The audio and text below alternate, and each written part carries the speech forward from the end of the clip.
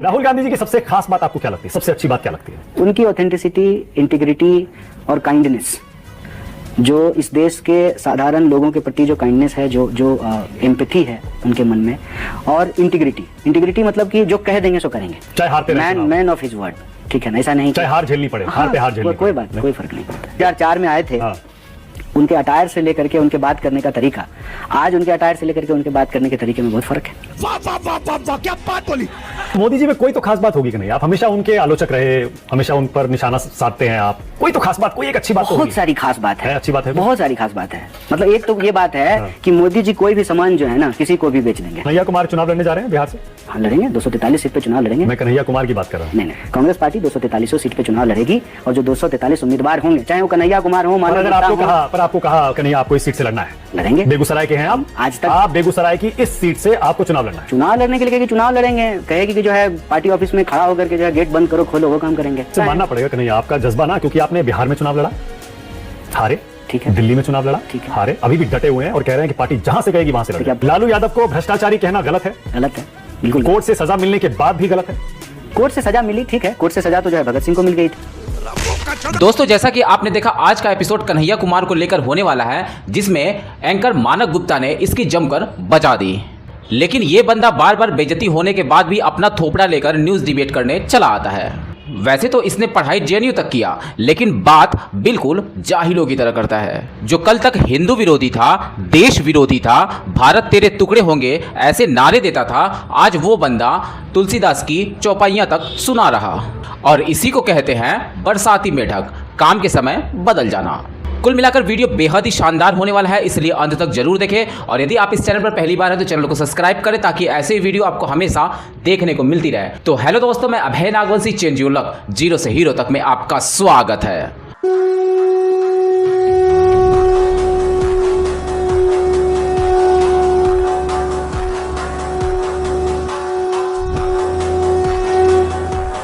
Kanhaiya Kumar CM बनेंगे? नहीं। कभी तो बनेंगे। बिहार, दिल्ली, दो जगह आप राजनीति करते हैं अपनी, वैसे तो पूरे देश में घूमते हैं, स्टार प्रचारक कांग्रेस के। देखिए, बनना तो मुझे प्रोफेसर था, जब हम प्रोफेसर नहीं बन पाए तो आगे क्या बनेंगे हम कैसे अभी तय कर दें? मतलब बचपन से चूतिया कटे जा रहा है। यही से शुरू करता हूं कि अभी पटना में जो विरोध प्रदर्शन हो रहा था, वहां रथ यात्रा पर क्या हुआ था? क्यों आपको और पप्पू यादव को चढ़ने नहीं दिया? अव्वल तो रथ यात्रा नहीं थी, वो पूरे महागठबंधन का पूरे बिहार में बंदी थी, और उस दिन अलग अलग जगह पे, अलग अलग जिलों में, पटना में भी लोग सड़कों पर उतरे थे। तो इसको रथ यात्रा का नाम ना दिया जाए, क्योंकि रथ ही था इसलिए, क्योंकि तुलसीदास जी ने लिखा है रामचरितमानस में, रावण रथि विरथि रघुबीरा। आजकल रावण रथ पर सवार हैं और भगवान प्रभु श्री राम जो है वो पैदल चल रहे हैं। पर उसका नाम रथ था ना, वो गाड़ी जो थी उसे रथ ही कहा जा रहा। रथ नहीं थी, एक ट्रक था, और उस पे जो है जिस वजह से बंद की गई थी, और सारी पॉलिटिकल पार्टी के जो लीडर हैं वो थे, और हजारों लोग जो है पैदल चल रहे थे। तो कोई ऐसा कार्यक्रम नहीं था कि स्टेज है, मंच है और उस पे स्पीकर हैं, और ऐसा कोई कार्यक्रम नहीं था। और भीड़ भाड़ में जो है, हकीकत बात तो यही है कि कई बार मिसकम्युनिकेशन होता है। अच्छा, हमको सिखा रिया है। नो न्यूज जो है ना, वो न्यूज होता है, ताकि जो असली बात है उस पर चर्चा नहीं, ऐसा नहीं है। देखिए, अब आप, क्योंकि आप खरी खरी कहते हैं, इसीलिए मैं आपसे ईमानदारी से पूछ रहा हूं जी। बहुत सारे लोगों ने उसके खबर के उस वीडियो के पीछे क्या था उस पर भी बहुत बात की है, और सबका यह मानना है कि क्योंकि वो बिहार में हो रहा था, तो बड़े भाई की भूमिका में तेजस्वी यादव थे, आरजेडी थी, वो उनका प्रबंधन था सारा ज्यादातर, इसीलिए तेजस्वी यादव के कहने पर कन्हैया कुमार और पप्पू यादव को रथ पर चढ़ने नहीं दिया गया। ये बड़ी अच्छी बात कही आप। अगर यह प्रचारित नहीं किया जाता, दुष्प्रचारित नहीं किया जाता, तो आज आपका इस इंटरव्यू का पहला सवाल ये नहीं होता कि ट्रक पे कौन चढ़ा और कौन नहीं चढ़ा। आपका सवाल क्या होता कि बंदी किस मुद्दे पे थी, कौन कौन पॉलिटिकल पार्टी इसमें शामिल हुई, वो तो बंदी कितना सफल था। वो तो मैंने डेली कवर किया है, डिबेट में भी किया, चैनल पे भी किया, सोशल मीडिया पे भी। ट्रक पे चढ़ना उतरना मुद्दा है कि बंदी जिस मुद्दे पे थी वो सबसे बड़ा, वो तो कवर हो चुका। SIR सबसे बड़ा मुद्दा है, SIR भी खूब डेली कवर, डेली कवर मुद्दा कहता हूँ ना। ये जो मसाला, TRP, ठीक है, बिना बात का जो है बात, ये कयास, ये जो है उम्मीद, ये सब TRP का। ठीक है, देखिए अब मैं इसको दूसरी तरह से पूछता हूँ जी। बहुत सारे लोग ये कहते हैं और विश्लेषक ये कहते हैं, जो पॉलिटिकल पंडित हैं, बड़े पत्रकार हैं और बिहार पर जमीन में काम भी करते हैं, वो ये कहते हैं कि तेजस्वी यादव कन्हैया कुमार को आगे बढ़ाना नहीं चाहते, आगे बढ़ते देखना नहीं चाहते, इसीलिए वो उनको अपने साथ नहीं लाना चाहते, इनके साथ दिखना नहीं चाहते, इसीलिए कन्हैया कुमार को बिहार से टिकट भी नहीं मिल पाया था। अरे बाप रे, ये तो धोती खोल रहा है। देखिए ये सब उनके खिलाफ उम्मीदवार भी खड़ा कर दिया गया था। इसीलिए मैं कहता हूँ कि आज की समस्या ये है कि राजनीति को पर्सनल नूरा कुश्ती बना दिया गया है। मैं बार बार कहता हूँ कि पॉलिटिक्स जो है वो पर्सनल नहीं होता है, कलेक्टिव होता है, सामूहिक होता है। मेरी पार्टी, मैं कांग्रेस पार्टी का सदस्य हूँ, मेरी पार्टी महागठबंधन का हिस्सा है, मेरी पार्टी के जो है 2-2 MP, 2-2 MLA, नेता प्रतिपक्ष राहुल गांधी सब हैं। तो क्या मेरी पार्टी के जो लाखों करोड़ों कार्यकर्ता हैं उनका डिसीजन पार्टी के डिसीजन से अलग तो नहीं होगा? जब हमारी पार्टी आरजेडी के साथ है तो हम भी साथ में हैं। फिर ये सारी बातें तो बिना मतलब की हैं। क्या कहना क्या चाह रहे हैं भाई आप? नीतीश कुमार तो बीजेपी के छोटे भाई हैं, फिर भी सीएम बने हुए हैं। ये तो नीतीश कुमार को सोचना होगा कि नीतीश जी के साथ जो है बीजेपी कौन सा खेल कर रही है। ज्यादा दिन पुरानी बात तो है नहीं, कम सीट लेकर के शिंदे साहब महाराष्ट्र के सीएम बने थे। अब जो है ज्यादा सीट ला करके भी वो सीएम तो नहीं बन पाए। पिछली बार से शिंदे साहब को ज्यादा सीट आई, मुख्यमंत्री क्यों नहीं बने? क्यों डिप्टी सीएम बनना पड़ा? और फडणवीस साहब सीएम थे, वो डिप्टी सीएम बने, अभी जो है वो फिर से सीएम बन गए। मैं वापस बिहार पे आ रहा हूं। इस पे तो जेडीयू को सोचना पड़ेगा। और मैं यही कहता हूं कि बिहार में नीतीश जी का शिंदे नहीं हो, ये हमारी शुभकामना है। चुप चूतिए, तो मुझसे हकता रहेगा। अब बिहार चुनाव की बात करें, बहुत सारे लोग कह रहे हैं बीजेपी और आरजेडी के बीच की ये टक्कर हो गई है। नीतीश कुमार जूनियर पार्टनर है, उन पर भी इस बार ज्यादा फोकस नहीं रहेगा। कांग्रेस भी जूनियर पार्टनर है, उस पर भी ज्यादा फोकस नहीं रहेगा। ये मुकाबला मोदी और तेजस्वी, बीजेपी और आरजेडी का है। आपका क्या मानना है? नहीं, मोदी जी से मुकाबला तो होने का सवाल ही नहीं है। मोदी जी से मुकाबला कैसे होगा? मोदी जी थोड़ी मुख्यमंत्री हैं। अबे शक्ल तेरी बवासीर जैसी बातें तो अच्छी किया कर। मतलब मुखिया का चुनाव भी मोदी जी ही लड़ेंगे, एमएलए का चुनाव भी मोदी जी ही लड़ेंगे, और सांसद का चुनाव भी मोदी जी ही लड़ेंगे। बीजेपी का चेहरा सब जगह मोदी जी ही होते हैं, तो उन्हीं के नाम पर वोट मांगते हैं, उन्हीं के नाम पर वोट मिलता है। नीतीश जहां जिस गठबंधन में होते हैं वही जीतता है कन्हैया। ये तो आप मानते हैं? बिहार में अब तक जितने चुनाव हुए आप देख लीजिए 2005 के बाद। फिर आपको मालूम है नीतीश जी कितना चुनाव हारे हैं? ये भी जरा पता कर लीजिए नीतीश जी कितना चुनाव हारे हैं 2005 से पहले। 2005 में भी जो है उनको 2 बार चुनाव हुआ था। अगर आपको याद हो तो वो जो है किंग मेकर की भूमिका में रामविलास पासवान जी घूम रहे थे, कहते थे सरकार की चाबी हमारे पास है। फिर उसके बाद 2010, 2015, 2020। हाँ बिल्कुल, नीतीश जी एक चेहरा हैं और नीतीश जी के चेहरे के नाम पे बीजेपी वोट मांग रही है। और जब चुनाव हो जाएगा, बीजेपी जब वोट ले लेगी, तब नीतीश जी को निपटा देगी। निकल यहाँ से, निकल। बिहार का चुनाव है सर। हाँ। मुझे इस बात को बोलने में कोई गुरेज नहीं है। हाँ। बिहार के लोगों की राजनीतिक समझ के बारे में जो है पूरे देश के लोग लोहा मानते हैं। तो बिहार के लोग क्या फैसला लेंगे कुछ नहीं पता। ये अभी कोई डिसाइड कर दे, ये कहना मुश्किल। पर लोकसभा चुनाव में तो देखा आपने 40 में से 31 सीट आई एनडीए को इस बार। लोकसभा चुनाव में 2014 में भी उनको 39 सीट आई थी, लेकिन 2015 में चुनाव हार गए। हाँ। लोकसभा चुनाव और विधानसभा चुनाव अलग अलग होते। पर नीतीश जी उस तरफ थे ना, इसलिए हार गए थे। नहीं, 2014 में नीतीश जी बीजेपी के साथ नहीं थे। वही मैं कह रहा हूं। आप डेटा 2015 के विधानसभा चुनाव में नीतीश जी बीजेपी के साथ नहीं थे। देखा आपने लापरवाही का नतीजा है। हाँ, लेकिन आरजेडी के साथ थे, इसीलिए जीत गए। लेकिन मैं ये कह रहा हूँ कि 2014 में नीतीश जी बीजेपी के साथ भी नहीं थे। नहीं थे, ये भी फैक्ट करेक्ट है। बिल्कुल ठीक। तभी बीजेपी ज्यादा सीट जीती। लेकिन 2015 में नीतीश जी बीजेपी के साथ नहीं रहे, तो बीजेपी जो है एकदम अपने जो है घुटने पे पहुंच गई।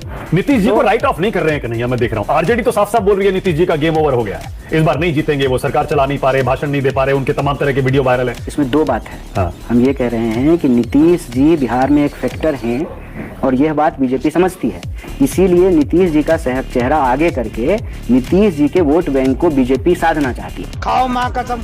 अरे गजब की कौन सी बात हुई आपका? ओवैसी का कोई फैक्टर है इस बार? असदुद्दीन ओवैसी का बिहार चुनाव में, सीमांचल में पिछली बार 5 एमएलए जीते थे उनके। देखिए, अव्वल तो मैं ये फैक्टर नॉन फैक्टर ये नहीं मानता हूँ। डेमोक्रेसी में, हमारी डेमोक्रेसी में मल्टी पार्टी डेमोक्रेसी, ये चाइना नहीं है, भारत है।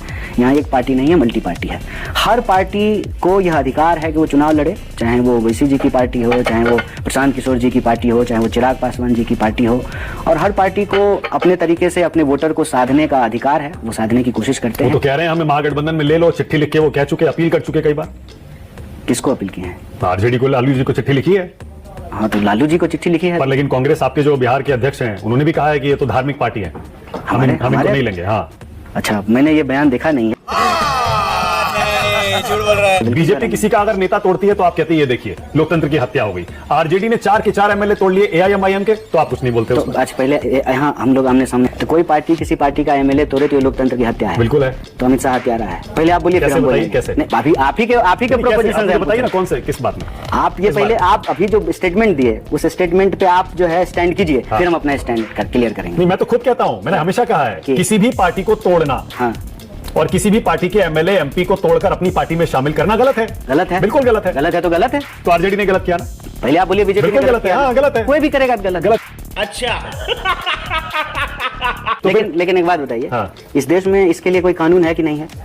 कानून है। कौन सा कानून है? एंटी डिफेक्शन लॉ है, ठीक लेकिन है। उसका भी तरीका लोगों ने निकाल लिया। तो उसमें क्या होता है? अगर इस्तीफा दिलवा देते हैं, नहीं तो फिर आप 2/3 से ज्यादा लाइए। हाँ, 2/3 से ज्यादा तो 2/3 से ज्यादा अगर चला गया हाँ। तो फिर आप उसके ऊपर यह आरोप नहीं लगा सकते। अभी बदत है भाई, अभी बदत है। तो महाराष्ट्र में फिर आप ये आरोप क्यों लगाते थे? जब पूरी पार्टी चली गई, शिवसेना टूट गई, एनसीपी टूट गई, आपने खूब मुद्दे बनाए। मुद्दे बनाए, लेकिन उस पर कानूनी तौर पे फैसला क्या आया? सिंबल किसके पास है? बाला साहब ठाकरे जी का बेटा के पास है कि जो है शिंदे जी के पास है? भाई पार्टी का सिंबल तो शिवसेना शिंदे के पास है ना। तो कानून से ही चलेगा हाँ। ना, कि कानून का जो है पर गलत नहीं हुआ ना, बदल फिर वहां भी जाएगा। गलत नहीं हुआ ना महाराष्ट्र में। देखिए, मेरी ये व्यक्तिगत राय है। हाँ। ये मेरी व्यक्तिगत राय है। कैसे कैसे लोग रहते हैं यार यहाँ पर। तो वो तेजस्वी के बारे में जो 9th फेल बोलते हैं, नहीं, वो तेजस्वी जी के बारे में बोलते हैं, वो राहुल जी के बारे में बोलते हैं, वो मेरे बारे में बोलते हैं, वो कांग्रेस पार्टी के बारे में बोलते हैं। ये तो बहुत स्वाभाविक है ना। हाँ। कोई आपके खिलाफ खेलेगा तो आपकी प्रशंसा थोड़ी करेगा। हाँ। आपकी बुराई ही करेगा। हाँ। ये तो बहुत पर स्वाभाविक आप तो बात कोई बुराई नहीं कर रहे, आप उन सबके खिलाफ ही खेल रहे हैं, लेकिन आप बच रहे हैं। ये नीतीश जी पर नहीं बोल रहे आप, ये मेरी समझ है। आप पीके ओवैसी किसी पर नहीं बोल मुझे रहे। आप बता दीजिए कि मैं मोदी और अमित शाह के अलावा किसी पे भी कुछ बोलता हूँ क्या?